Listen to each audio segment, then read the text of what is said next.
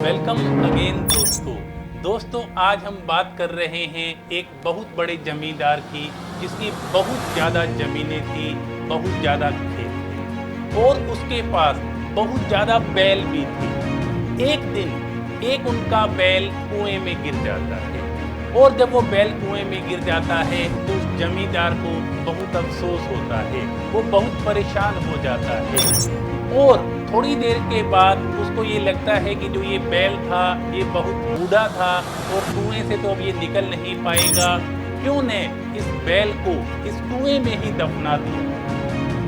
वो अपने आसपास के किसानों को बुलाता है और फावड़े से कुएं के अंदर मिट्टी डालनी शुरू कर देते हैं।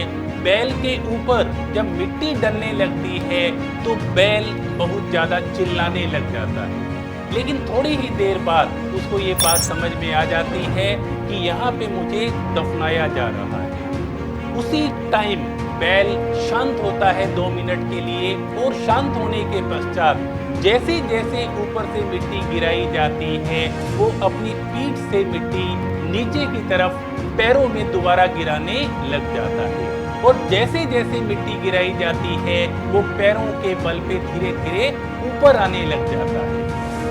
और थोड़ी देर के बाद जो बाहर जमींदार और किसान थे वो देख के ये हैरान हो जाते हैं कि जो बैल है वो कुएं के बिल्कुल ही मुहाने पर आ गया है और जैसे ही थोड़ी सी मिट्टी और गिराई जाती है वो बैल बाहर आ जाता है।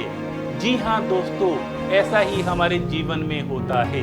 जब हम आगे बढ़ने लगते हैं तो हमारी आलोचना भी होती है, हमारी निंदा भी होती है, हमें हतोत्साहित भी किया जाता है, चारों तरफ से हमारे ऊपर मिट्टी गिराई जाती है, गंदगी फैलाने की कोशिश की जाती है। लेकिन दोस्तों, आप जिस टारगेट की ओर बढ़ रहे हो, आप जिस मंजिल की ओर बढ़ रहे हो, आप बिल्कुल भी मत घबराना।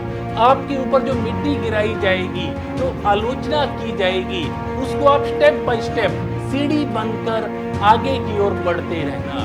आप जो अपनी मंजिल की तरफ बढ़ रहे हो दोस्तों, उस मंजिल को आप कभी भी मत छोड़ना।